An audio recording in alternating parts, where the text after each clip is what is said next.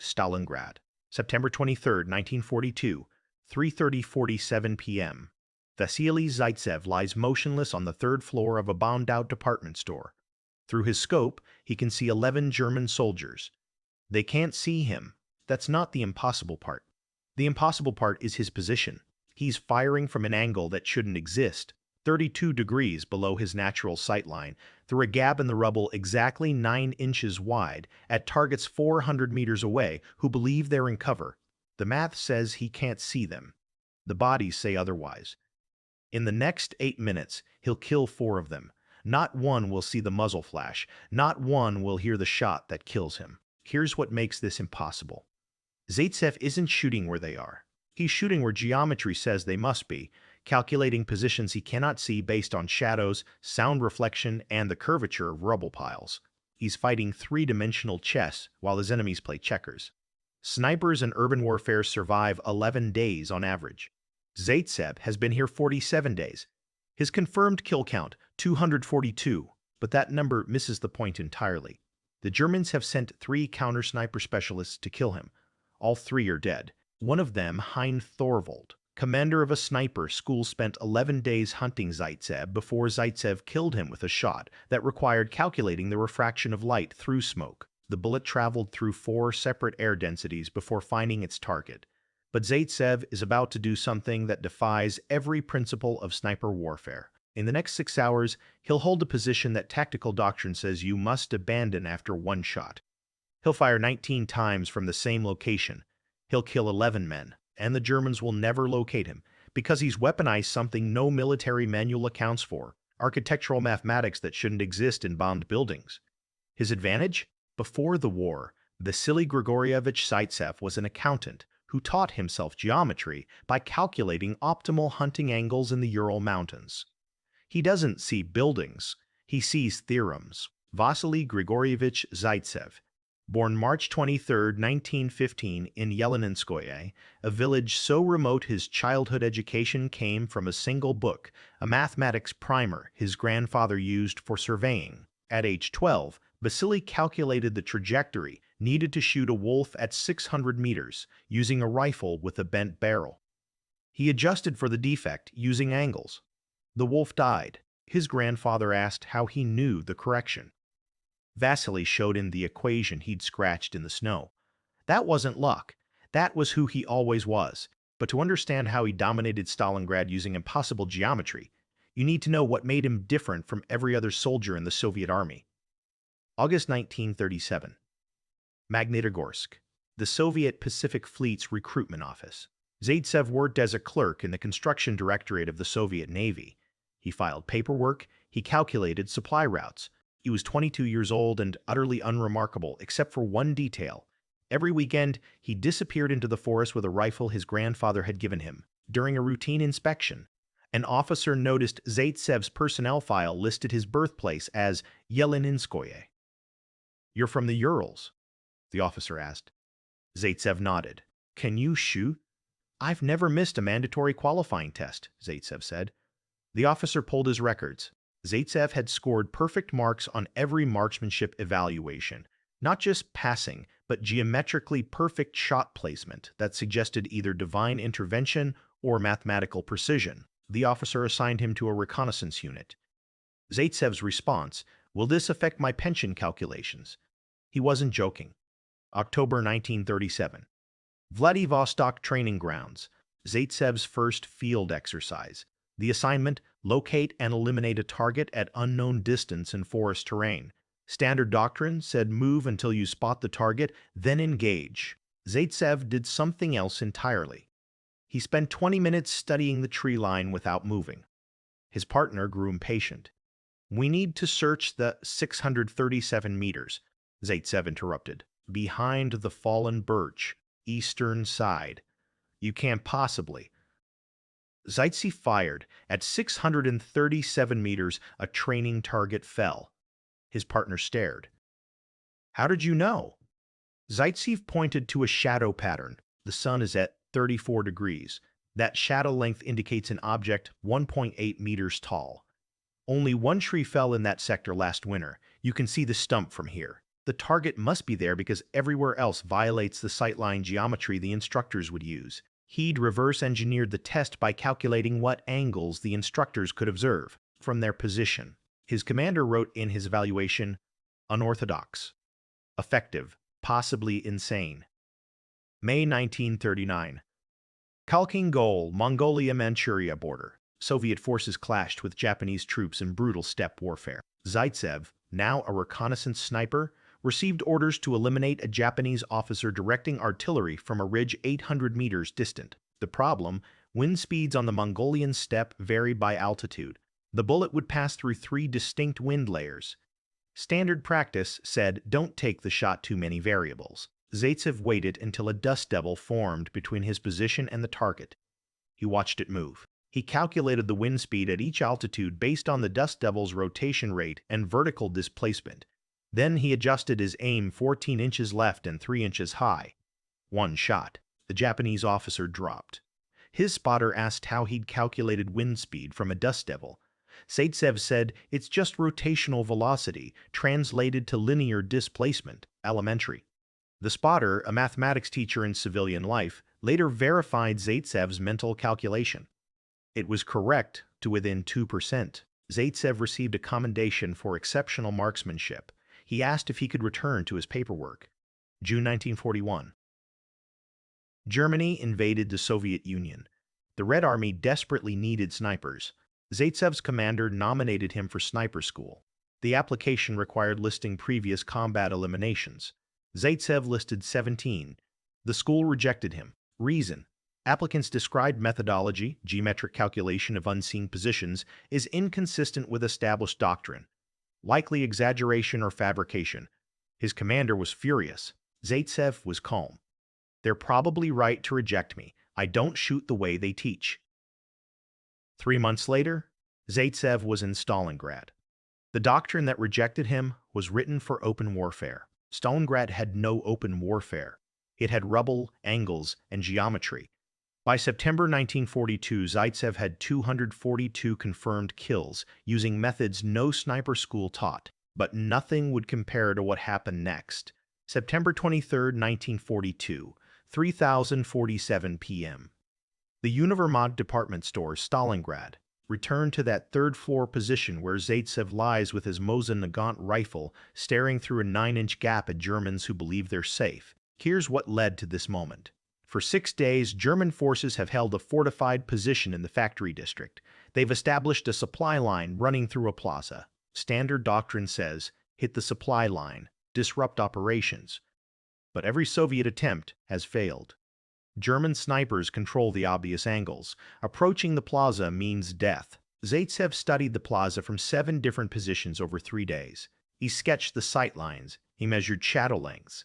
He calculated every angle German snipers could cover from their known positions. Then he found something impossible, a gap in their coverage created by the collapse pattern of the Univermag building. The third floor had pancaked at a 12-degree angle. That angle created a sight line that existed for exactly 8 minutes per day when the sun position allowed him to see into shadowed areas the Germans believed were invisible. The geometry worked, but using it required lying in a position that would leave him exposed if anyone calculated his location. Every sniper in the Soviet army would say, take 1 shot, relocate immediately. Zaytsev's logic was different. If I can calculate their blind spots, I can stay here indefinitely. The math says they can't see me. Trust the math. He told his spotter, Nikolai Kulikov, don't move for 6 hours, no matter what happens. Kulikov thought he was joking. He wasn't. 3:47 p.m. First target appears. A German soldier moves through the plaza carrying ammunition crates. He's in shadow. Zaytsev can't see him directly, but he can see the soldier's shadow on a wall 40 meters behind him. The shadow length indicates the soldier is 1.76 meters tall. The shadow angle indicates his distance, 380 meters. Zaytsev aims at a point in space where geometry says the soldier must be. He fires. The shadow collapses. Complication: 2 German soldiers rush to help. They're moving. Zaytsev can't calculate moving targets from shadows alone. Solution: he doesn't calculate where they are. He calculates where they must go. There's only one route to reach the fallen soldier that provides cover from known Soviet positions. The geometry of the rubble creates a bottleneck. Zaytsev aims at empty space. 6 seconds later, a German soldier runs into his crosshairs. He fires. The soldier drops. New complication. The Germans realize they're under sniper fire, but they can't locate Zaytsev's position. His muzzle flash is invisible, absorbed by the darkness of the collapsed building interior. His sound echoes off 17 surfaces before reaching the plaza, making directional tracking impossible. The Germans do what doctrine demands. They send a scout to investigate the likely positions. Adaptation. Zaytsev watches the scout's movement pattern. The scout is checking the obvious angles, second-story windows, rooftop positions. He's following a doctrine-based search pattern. Zaytsev realizes he has 90 seconds before the scout's search pattern reaches his building. He needs the Germans to abandon their search. His solution is insane. He shoots a third German from a completely different angle, or rather, he makes it look that way. He aims at a metal beam 20 meters from his position. The beam is angled at 47 degrees. He fires.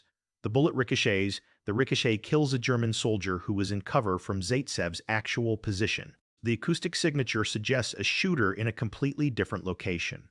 The scout redirects his search 200 meters away. 4303 p.m. Zaytsev has killed 3 men. He hasn't moved. New problem. German commanders aren't stupid. They know someone is killing their soldiers. They deploy smoke to obscure the plaza. Complication. Smoke eliminates shadows. Zaytsev can't use his geometric calculation method. Solution. Smoke doesn't eliminate sound. Zaytsev closes his eyes and listens. Footsteps. Talking. The Germans are using the smoke as cover to evacuate their wounded and reposition. Zaytsev does something unprecedented. He calculates positions using acoustic triangulation. A soldier's voice comes from 2 directions, direct and reflected off a concrete wall. The delay between direct and reflected sound is 0.3 seconds. Speed of sound, 343 meters per second. Distance, roughly 50 meters. The wall is at a known position. Geometry provides the soldier's location. Zaytsev fires into smoke. A scream. The smoke clears. A German soldier lies dead at exactly 417 meters, the distance Zaytsev calculated from sound alone. 4024 p.m. 4 dead. The Germans are panicking. Adaptation. They stop moving. If movement means death, they'll stay frozen. Smart. Zaytsev's new problem, motionless targets in shadow with no sound signature. His solution requires understanding something most snipers never consider. Humans breathe. Breathe creates heat. Heat creates rising air. Rising air creates visual distortion in the right light conditions. Zaytsev watches the shadowed areas. They're a shimmer, almost invisible. The distortion pattern indicates human-sized heat source. He aims at the distortion. He fires. A German soldier who'd been hiding behind a concrete block for 19 minutes suddenly collapses. The remaining Germans break. They run. Running means death. Zaytsev kills 2 more before they reach cover. 5:11 p.m. 7 dead. German commanders face a choice: abandon the supply route or eliminate the sniper. They choose elimination. They send their own sniper specialist, trained in counter-sniper operations. This is Zaytsev's nightmare scenario. A trained counter-sniper knows to search for impossible angles. He'll calculate backward from the victim's positions. He'll find Zaytsev's location geometrically. Zaytsev has 2 options: relocate or do something so unexpected it breaks the counter-sniper's calculations. He chooses unexpected. He deliberately creates a muzzle flash. For 0.04 seconds, his position is visible. The German counter-sniper sees it. He aims. But Zaytsev isn't there anymore. He's moved 8 feet to his left, to a secondary position he prepared 3 hours earlier specifically for this moment. The German fires at the flash position. His bullet hits concrete. Zaytsev, from his new angle, can now see the German's muzzle flash. Distance, 620 meters. Unfavorable angle. Wind picking up. Declining light. Zaytsev does the calculation in 4 seconds. Windage, 6 inches right. Elevation, 3 inches high. But there's a problem. The German is behind partial cover. Only his head is visible. The target is 9 inches wide. Margin of error, 0. Zaytsev exhales halfway. He doesn't wait for the pause between heartbeats like doctrine teaches. Instead, he fires during his heartbeat, compensating for the weapon's movement with a micro-adjustment based on his knowledge of his own cardiac rhythm. The German counter-sniper drops. 6:47 p.m. 10 dead. Twilight approaching. German commanders make their final decision. Artillery. They'll destroy the entire building. Zaytsev can't shoot what he can't see, and he can't survive high explosive shells. Zaytsev hears the spotter's radio call requesting artillery strike. He has approximately 4 minutes before the first shells arrive. Standard doctrine: evacuate immediately. Zaytsev's logic: the Germans don't know his exact location within the building. The artillery will target the most structurally sound sections first. Standard practice. But his position is in the collapsed section, which looks like it's already destroyed. If he stays perfectly still, the artillery might spare his location while destroying everything around him. Kulikov stares at him. You're betting your life on artillery doctrine? I'm betting my life on German efficiency, Zaytsev says. 3 minutes. A German officer emerges to observe the artillery strike's effects. He's 409 meters away. He's in perfect cover. He's untouchable. Except, he's standing on a metal platform. Zaytsev can't see him, but he can see the platform's support cable. The cable is vibrating. The vibration pattern indicates a man weighing approximately 80 kilograms standing at a specific position on the platform. Geometry provides the officer's location. Zaytsev aims at space. The first artillery shell lands 200 meters away. The concussion wave hits. Zaytsev's rifle shifts. He compensates mid-trigger pull, adjusting his aim 2 inches left while the building shakes. He fires. The German officer collapses. 11 kills, 1 position, 6 hours. The artillery destroys the building. Zaytsev and Kulikov crawl out through a drainage pipe 30 seconds before the final shell impact. They emerge covered in dust, deaf from concussion, alive by mathematics. Zaytsev's first words: I should verify those calculations when we return. The wind variable might have been 0.3 meters per second higher. Kulikov laughs until he cries. Within hours, Soviet intelligence documented the incident. 11 confirmed eliminations from a single position over 6 hours violated every principle of sniper warfare in military doctrine. German communications intercepted that night revealed confusion. One transcript: position identified, artillery deployed, target building destroyed. Sniper somehow not in building during strikes. Impossible to determine methodology. They never calculated that Zaytsev had used their own artillery doctrine to predict which sections would be targeted last. Soviet command awarded Zaytsev the Order of Lenin on September 26th. He attended the ceremony still covered in concrete dust, asked if he could return to his position, and was told to eat something first. The story spread instantly through Soviet lines, not because of the kill count other snipers had higher numbers, but because of the method. Zaytsev had turned urban warfare into applied mathematics. Within a week, Soviet snipers across Stalingrad began requesting instruction in geometric shooting. Zaytsev taught 14 soldiers his calculation methods. 9 survived the war. All 9 credited Zaytsev's geometry with keeping them alive. The Germans responded by issuing new doctrine: assume no position provides absolute cover in contested urban terrain. Calculate sight lines based on mathematical possibility rather than visual confirmation.